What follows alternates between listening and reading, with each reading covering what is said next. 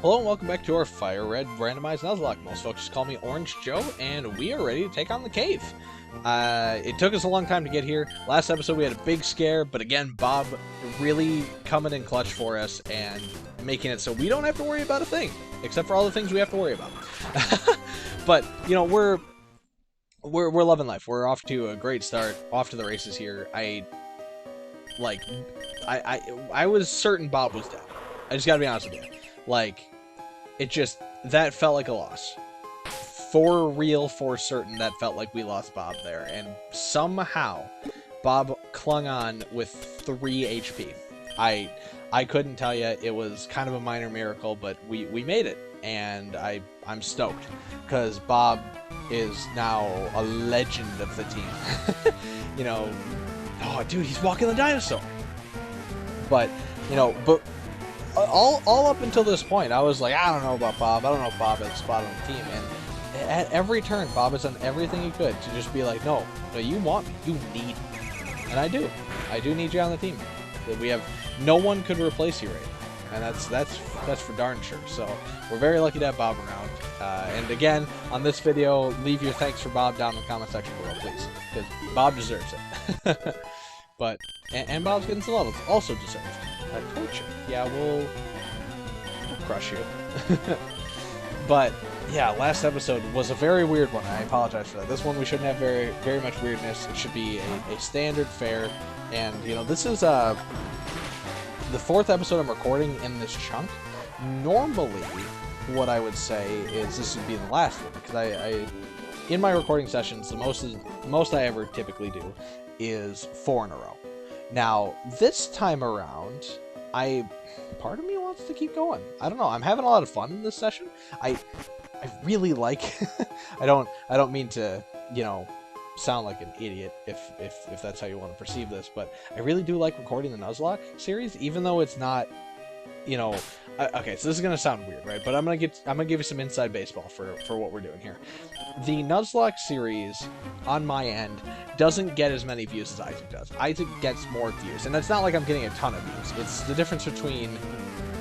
So the first episode of Nuzlocke got, I think, about 7 views, whereas the first and second and I think 3rd episodes of Isaac all got like 12. And the Nuzlocke has been getting less and less views. It's like down to, I can expect 1, maybe 2 views on Nuzlocke now. Which, like, if you watch other YouTube channels, I'm certain that you're looking at it and go like, wow, that's really low. And it is. It for sure is, because other YouTube channels, like, you know, get unbelievable amounts of views, insane amounts of people. But I only have 5 subs, so that's okay. You know, I can't expect every one of my subscribers to watch everything I'm doing. See ya, Dancer Donna. Dude! Dancer Donna is walking the dinosaur! Yo, that's awesome. But, you know, I'm not expecting everyone to watch what I'm doing. That's okay. I like the support I have been getting, and I'm doing this for fun anyway. But despite, you know, the Nuzlocke getting so many fewer views, like, it's a big factor. And a dive ball. Okay, why not? I think that is literally useless in this game. Let me take a peek at it. Yeah, deep in the sea. We don't have any dive in this game. In this generation you do, but not in this game. So we're, you know, that's a useless ball. But anyway, I don't get as many views on the Nuzlocke, and I'm sure that that's because it's a very linear series, whereas Isaac is something that, man, a Manetric now an Electric, huh? Okay. Get it, Ghost, I guess. But I think it's because this is very linear. Like, it's a very, very traceable, you know, line in direction we're going. There's only one path to go in Pokemon. Whereas Isaac, you know, every run's going to have a different level of spiciness, every run's going to have different items and stuff like that. Arcanine. Go for it. I think you got this. Same level, which is rough, but should be okay. But, you know, so I can see why not everyone who's subbed to me is watching this series. For those of you who are, thank you. Please stick around. I would love to have you. You know, I'm having a great time. I'll try. No promises. Hey. Double E. Yeah, no. Not happening. But, you know, thank you for everyone who is watching this. I'm having a great... Oh, stop it. No. I'm having a really good time recording these. Obviously, I'm having a ton of fun. With the Isaac series, are you kidding me, dude? Stop it! No, I'm not letting you be in against someone who you're super effective against. It is not happening. Watch them read the roar again. Ready? Okay, you bit. Good. Good. Get out of here with that nonsense, dude. Love you, Arcanine. Go away. Okay. Fine. We got it. Don't worry. Goodness. But anyway, thank you to people who are sticking around and watching this series. Again, I'm having a ton of fun doing it. And I do want to have more people. I do want to get out there more. But I don't need that. You know, it's not like I need to have a sense of accomplishment or more viewers to want to keep going. I just want to keep going, period. But the more people that are watching my series and stuff, the more views I get, the more likes or comments and stuff like that, the better it makes me feel about what I'm doing. Dancer Kimberly, they're all walking the dinosaur.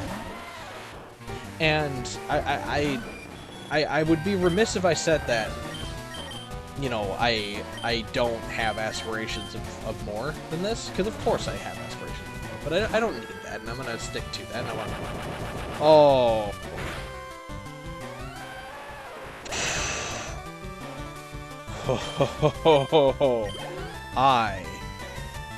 That could have been a huge mistake.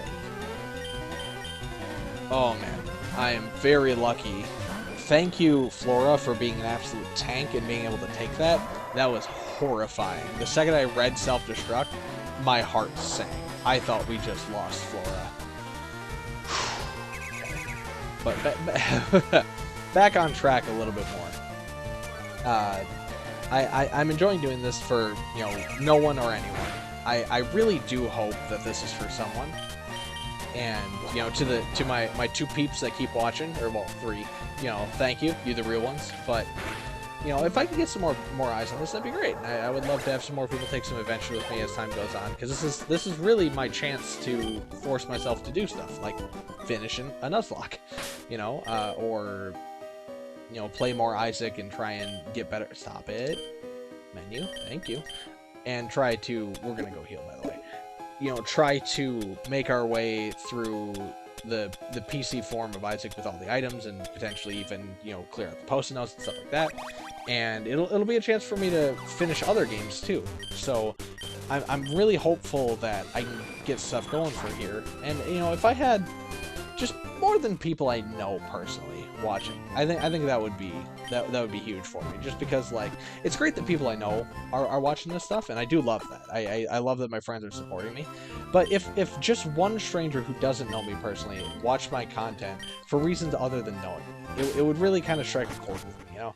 It would mean that what I'm doing here isn't just funny if you know me. It would mean that what I'm doing here is worth watching or funny for someone who doesn't know me. And I know that the Nuzlocke series isn't, you know, it's not as high action, it's not as funny, it's kind of more chilling out and just going through stuff and me chatting and talking about what music and Mortal Kombat and whatever have you. But, you know, it's still, like, it's a much more relaxing recording experience because I don't have to try and focus as much on the game. Like, yeah, I have to pay attention, but I don't have to, like, you know, get as the gamers say, sweaty to do it, because Isaac's a hard game, genuinely, and Nuzlocke are hard, but you have all the time in the world to think, you know, you're not on a timer, whereas Isaac, you have to act and react quickly. It's just 3 guys to fight here, right? At least 2. But, you know, with this game, it's just menu prompts, which is way easier than active battles, for sure. A ditto. Yeah, you being Skarmory is in worst case, because I can just switch into Rosalia's here. But... yeah, I mean, we should still switch. But, you know, it's something where, like, I'm enjoying doing this, and I'm gonna keep doing it. But I don't know how to market myself better. I don't know how to put myself out there more, you know? I don't know how I can find a path to expose more people to what I'm doing here. And people that would enjoy it, you know? Because, like, I could be that, that friend that no one wants who, you know, goes on... Is Ghost good against Pupitar? I think it is. I don't want to be the friend that goes on personal social media stuff and goes like, hey, friends who, you know, don't really care that much about me, watch all this stuff I'm doing online that I have no idea if you're actually interested in. Yeah, I just don't want to deal with that. That's rude, and I don't want to go that route. But I'm not sure how to market myself well. That's something that maybe I have a lot of room to learn there. I don't know how to put myself out there into the right circles, or who to point myself at that could really, you know, kind of shout me out, get some more eyes on this. But I would love to have more eyes on this, you know. So if anyone has suggestions for that, please let me know. I would love to find a way to reach people who want to be reached, more or less, is the way I'm looking at it. Because I don't want to... By the way, is that screen tearing going on there? Did you guys see that? I saw it. I don't know if you guys can see it. Yeah, there's definitely some goofiness going on with the screen here in this part of the cave. I don't know what's up with that. But anyway, if you guys know of any ways that I could... Oh, at 25 meters, you've got to, right? Let me find out. 3 seconds. Yeah, you learned Gust at 22, which isn't actually scary for us, but I just wanted to make sure it didn't know a fire type move. Was really the big scare, because if it knows a fire type move, Bob has to get out. But with it only knowing Gust, Safeguard, and Whirlwind, I'm not too scared. The only thing I'd be scared about is it Whirlwinding into Straw Lady, but even then we just switched to, you know, Tigro. So there's Whirlwind, as we thought. And it brings out Tigro. Look at that, you saved us a step. Oh, thank you. But, yeah, we have nothing to really fear. Gust is a move, but it's not like one that's going to ruin us. There's the Straw Lady. That's what I was worried about. See, I don't want Straw Lady getting this experience, and I really don't want it attacking Straw Lady, because we need the Flash. Sure, I could teach it to someone else. Stop it, dude. With these rollers and whirlwinds. But sure, headbutt. Go for it. Okay, you are fast, Ho. And you deal a lot of damage, but we got you. We're not too worried. We're alright. No cripples, but we're alright. So, but yeah, if anyone has suggestions on how to get this out there, again, not that it has to, not that I need to have validation on anything like that, but it would be nice. It would be nice to have validation that what I'm doing is funny for people who don't know me. Because, like, I would like to think I'm a funny person at times, and that I would like to think that me having fun doing this stuff is worth watching, and you know, I'm hoping that by doing this, I can, you know, kind of prove that to myself a little bit. Not that it needs to be proven, but you know, nothing needs to be said for me to keep going. No one needs to tell me or give me a pat on the back for me to keep going. I'm gonna keep going. But I don't know. It's one of those things where, like, if you're on a completionist run of a game, right? You're trying to complete a game of some sort. Doesn't matter what game you want to 100% that game. You want to get that platinum trophy at the end, or the, you know, all the gamer score. You know, and if that weren't part of completing every game, if there weren't gamer score like trophies or achievements to do it, a lot less people would be doing it. A lot less people would care, and it might not have ever spawned that craze, you know, for people to become completionists. I don't think there would have been as much hunger for it. I think people would have been like, yeah, so what? You collected all of the, I don't know, you turned over every rock in the game. Cool. You know? Steel rock, huh? I think Flora. I don't know for sure. We'll see. But you know, it's like, you know, cool. You literally turned over every single rock in the game. What does that have to do with what anyone cares to do? But when there's a shiny trophy behind it, then everyone's suddenly like, oh, you turned over every rock in the game, dude? That's nuts. Only 2% of all people have done that. You know, so like if I'm out here on YouTube making videos for myself and having some fun, laughing, goofing around, then, you know, that's for me, for sure. But if I happen to do that and I happen to get, you know, I average 15 views a video, great. Then it's not just for me. Then I'm, you know, then I can be like, see, it's for me and those 15 people. Or it's, right, you're flying. Why did I even put you in there? I don't think it knows a ground type move though, so I think Tigro can just bite it. But Um, you know, if it's for me and 15 people, well, then that's great, because that means, I got the voice off. Because that means that, like, you know, I'm not crazy. I'm not just talking into the void. But again, I've mentioned it before, mention it again. I'm okay with talking into the void.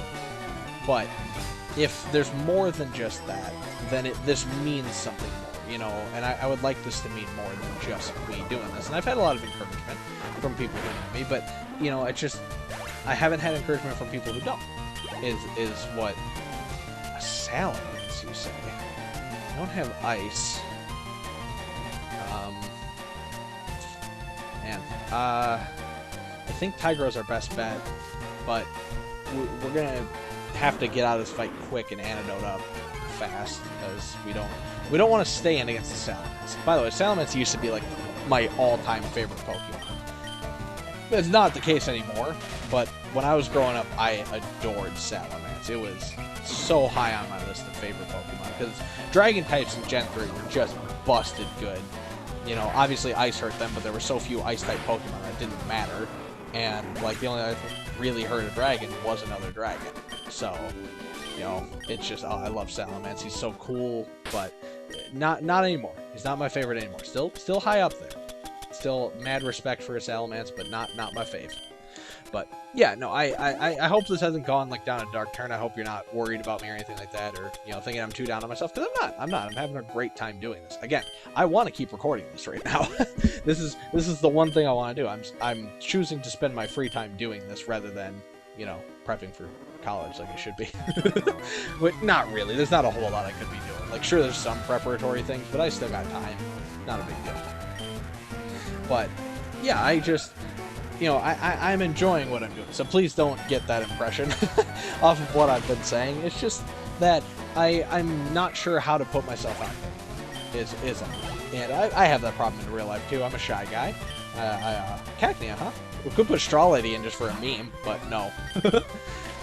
But I definitely, you know, hope that in my time on YouTube, however long that may be, or however short it may be, who knows?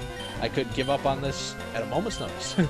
Not really. I'm not saying, like, expect all things on the channel to subside. I'm not saying that. I just mean, like, you know, there's nothing tying me to YouTube other than I just want to keep doing it. So daily uploads are still happening, and, you know, that's the plan for the foreseeable future. I don't know how long I can see into the future, but at least for now, it's what I intend to do, and I'm having a heck of a lot of fun doing it. But it's something where, you know, I don't know, I like getting patted on the back, I guess. I like seeing the likes come in. I like seeing the views come in. It means a lot to me when my friends reach out to me and they're like, yo, this part really made me laugh, or, oh, yo, I know exactly what you're talking about here because I did blah, blah, blah, or when I get some comments of, you know, people relating to stuff, we'll give that to Ghost here for the ground type boost. But yeah, I like seeing that stuff come in. So Ghost type moves, normal type moves, sold cheaply. Repels wild Pokemon, not bad, but meh. But yeah, I like seeing that stuff come in, and I'm having a lot of fun doing it. And, you know, it's kind of like one of those addictive little mobile games where you're playing and it's like, oh, you know, if you keep playing just 5 more levels, you can unlock the new skin for the season, and oh, if you give me $5, I'll let you unlock 15 new skins, and all this other stuff, and, you know, like how all these games are like, gotcha, with your money and whatever else. And that's kind of how it feels like looking at YouTube numbers and stuff. Not that I'm getting any. It's not like I'm, you know, somehow, you know, overnight gone from the 5 subscribers I have at the time of this recording to, like, botting my account up to being monetized or something nuts. That's never gonna happen. I will never pay money to cheat numbers. I have too much self-respect for that. But no, it's you know, it's seeing the numbers roll in at all. Any numbers, even the number 1, it's just like, woo! Every time I see it, I'm like, ooh, sweet, someone watched what I'm doing. I wonder if that's blah blah blah. You know, and like I have been getting some unique viewers here and there, so there's some people who like I don't know who have seen my stuff, but they haven't subbed to stick around. Pardon me, had to hydrate there. Make sure you're staying hydrated out there yourself too. It's an important part of every day, drinking some water. Get Lizardius out of here, please. But no, it's it's nice to see that strangers are at least getting eyes on it, but obviously they're not hooked. They're not sticking around, which is fine. There are a lot of people who have been doing this for a lot longer than me, who are doing it a lot better than me, and I get that, super get that. But you know, I still think I got it. as who was it? Van Halen said, "Hey, I got something to say." No, that's not Van Halen. Who is that? Oh no. Something to say. It's not. No, not Bear of Moscow. It's. No, it's not. It's not this Bear of Moscow. It's something else.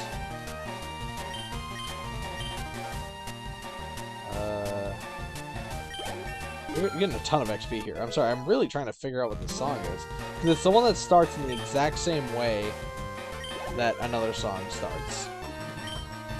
But it's not called I've Got Something to Say. Oh, I didn't even see what that was. I'm so sorry, I was not looking. That's my beef. I really want to know what the song is. Rock of Ages by Def Leppard. No, that's not it either. Maybe? Hypno. Should be okay. Yeah, that's not it. I don't know. There's a song. Starts like that. It's in Supernatural. It's at the season finale, I think, what's it called? Like Standing on the Edge or at the Abyss. The one with the famous Castiel line, "Hey, ass butt," as he throws a "Stop poisoning me," as he throws a something or other at. It's like a holy water Molotov cocktail at an angel or demon or something. If Christina, if you're watching, I know you know what I'm talking about. And there's a song that plays in that episode as Baby rolls up into that cemetery, and I don't remember what it is, but it sounds exactly like another song of that era. I can't remember. Star you. Yeah. We'll destroy you with Flora. Just, you know, if you're watching out there, either comment or text me and tell me what that song is, or at least the name of the episode, or oops, excuse me, calling for help. You know, whatever it is I'm missing, tell me. I want to know, because it's gonna drive me nuts. And honestly, I could probably just look it up now, and I might just text you personally. And you know, it'll be really weird when you hear me talking about it in this episode, but it might not. So okay, so this is our last antidote. So we're going to use it, and then we're going to stay in here. We'll heal with a potion and just keep going, because I want to get this cave done.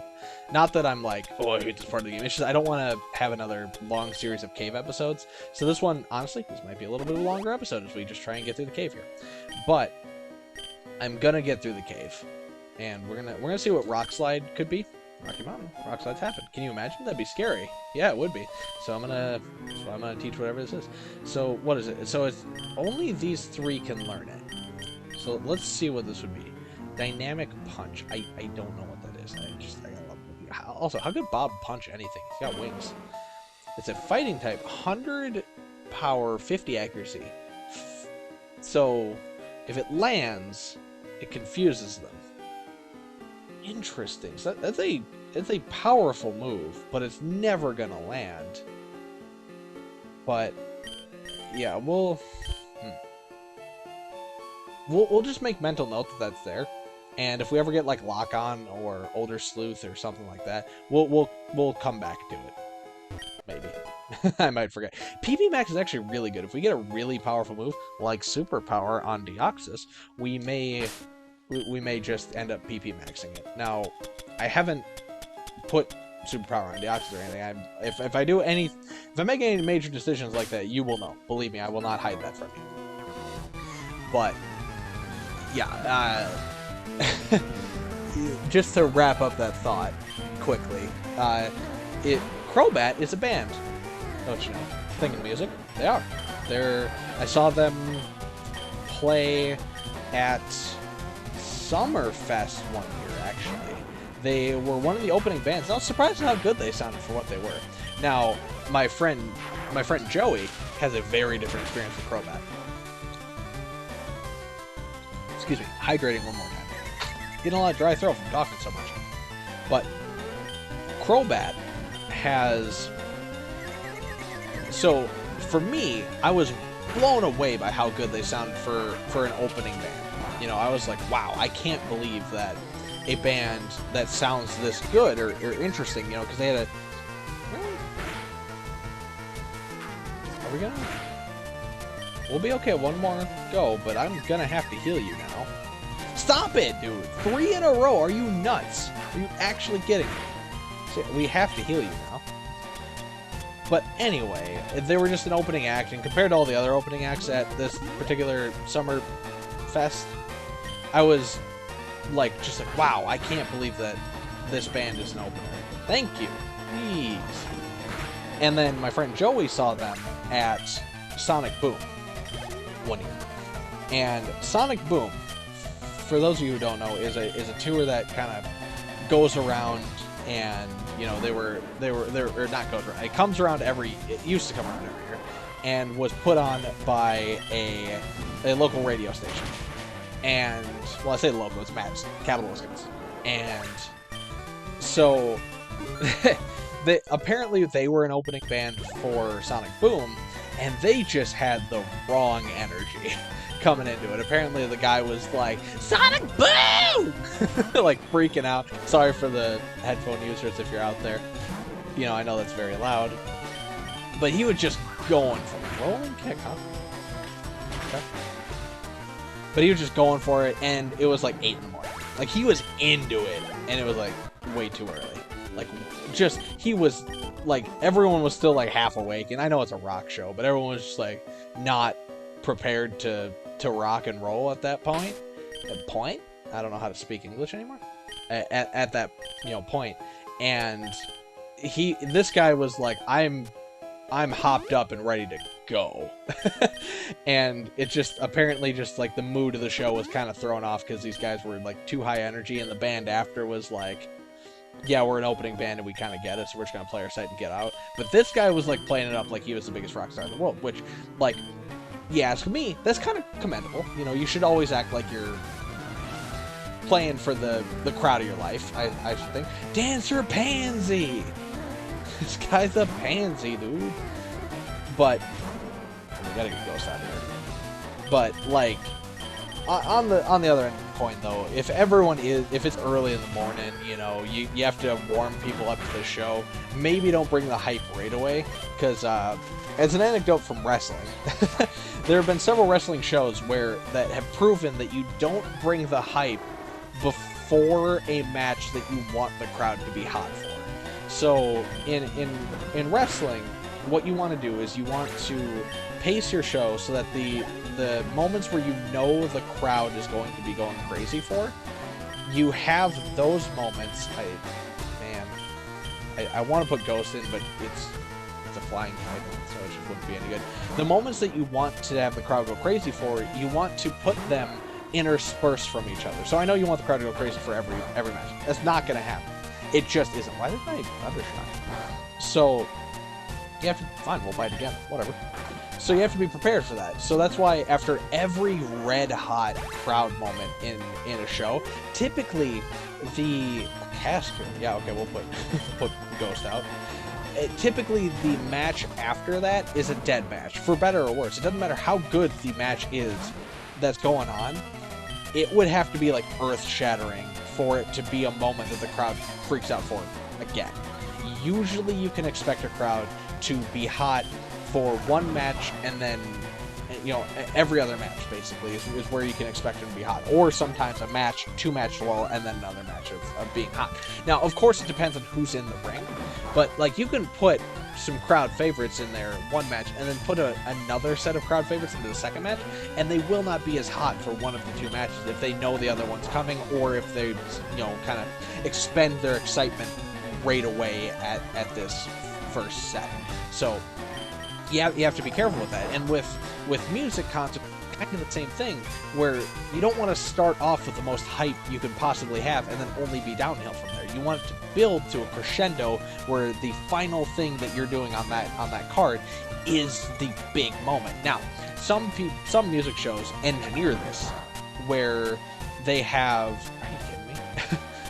They have, and this is what I hear from people in the industry, so if you don't know this, you know, please, or if you do know this and it's slightly different, please don't, like, super quote me on this. This is what I've heard from people who I know work in proximity to these fields, but aren't, you know, it's not like they're working for rock stars, but they are working, you know, the guy who I specifically know and talk to, he does organize shows. He has a show he puts on every year. It's only for a couple hundred people, but still, it's something that he puts on. Another seal he puts on, and you know, he gets local bands to show up.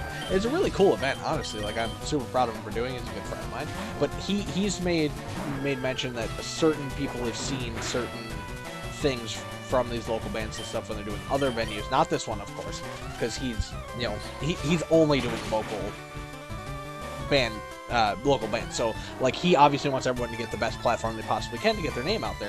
However, when these local bands or whatever have you go to, like, bigger shows or they open for someone, then they've noticed that this happens. They will have certain, you know, bands or buildings or whatever have you. A bay leaf, huh? Interesting. We'll get friggin' Meganium out of here and send in those artists. They show us, we show them our starter, they show us theirs, we show them another one. Why not? We'll show them what for.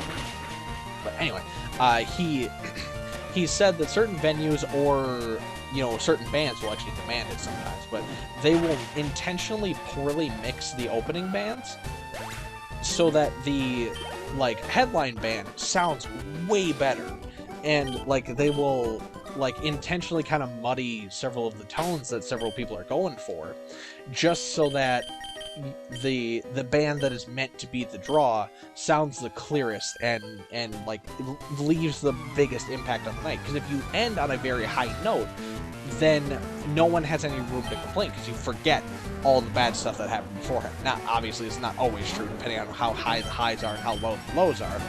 But with, excuse me, my charcoal.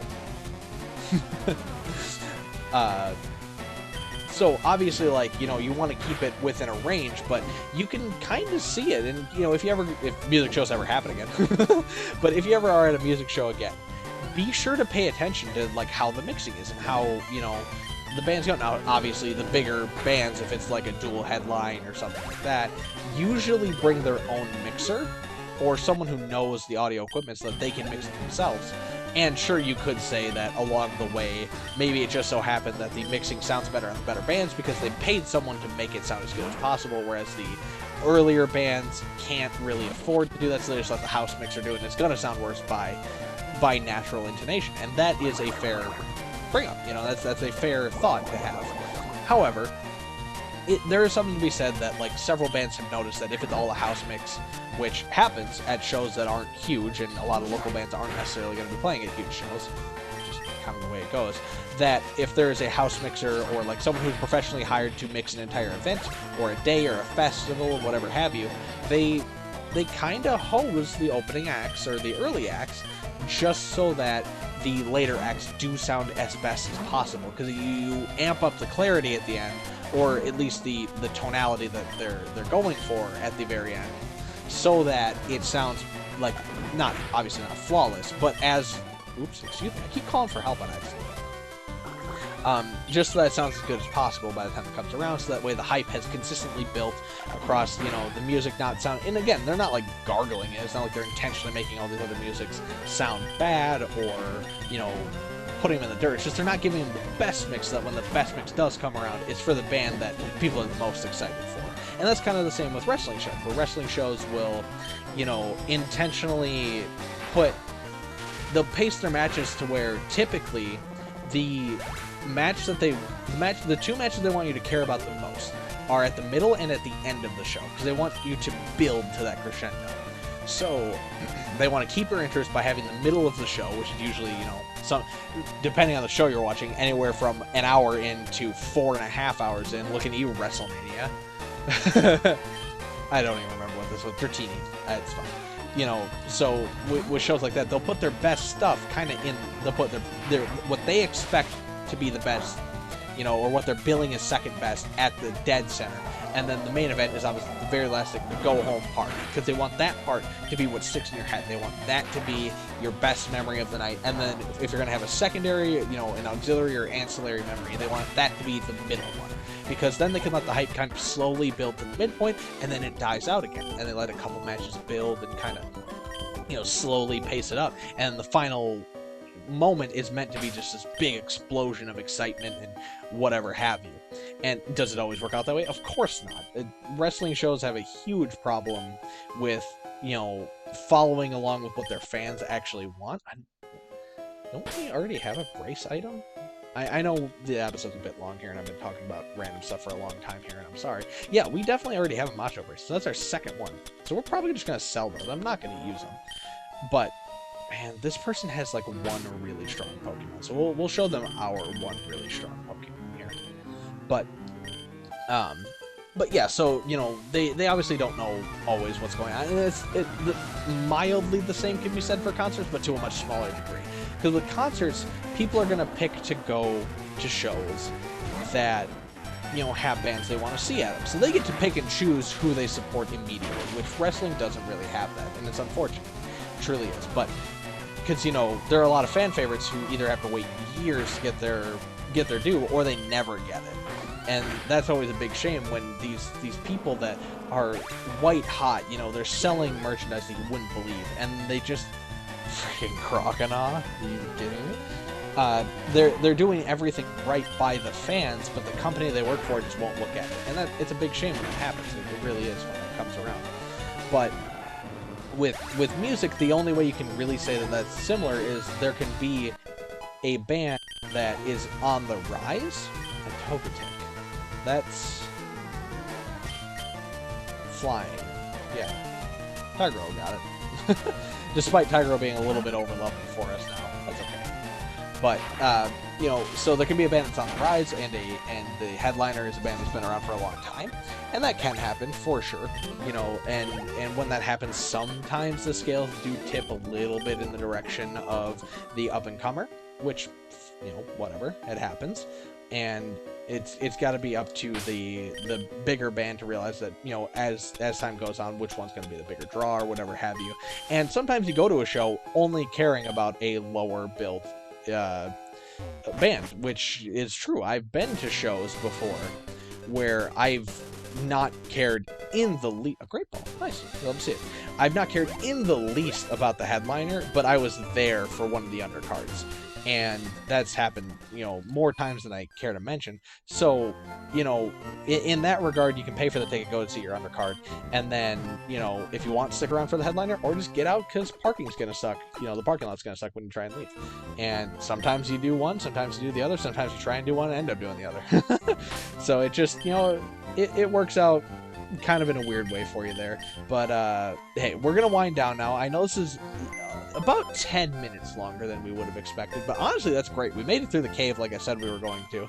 I know it's a shorter cave experience, but that's honestly ideal. I did not want to spend a whole bunch of time sitting in that cave. I just wanted to get through it, and, you know, if it takes us an extra 10 minutes instead of an extra episode to do it, I couldn't be happier.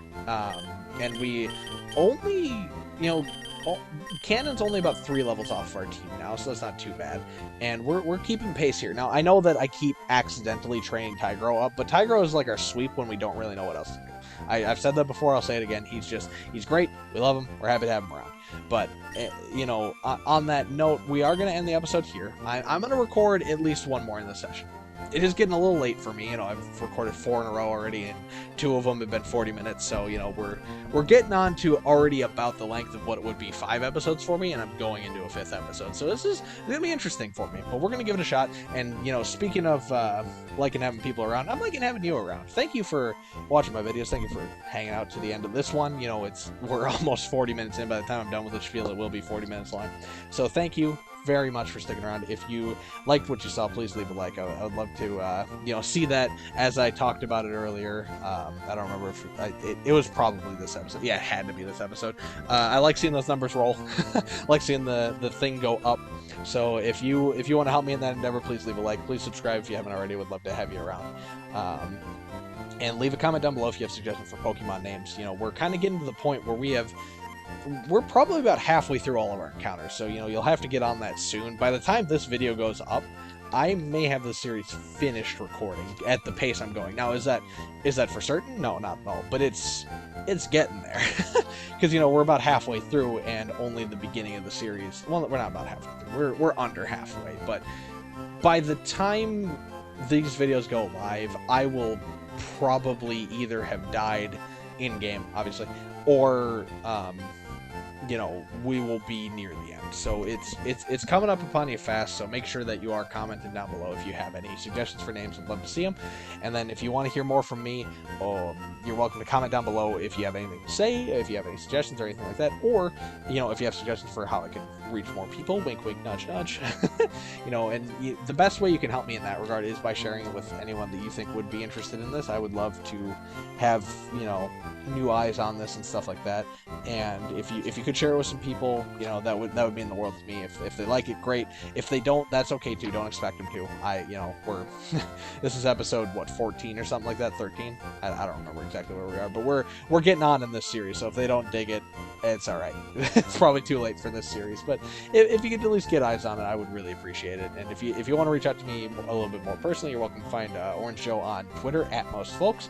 And if you have any questions on how to spell that, or, you know, anything on the spiel I've given you here, always check the description box down below, where I give a brief summary of the episode, and I, you know, give you the ending spiel that I always do, which always lasts about 2 minutes. And at the end of that, I always tell you to have a lovely day, and I hope you do. I always do. I want you to have a lovely day, and I will see you in the next one. Have a good one.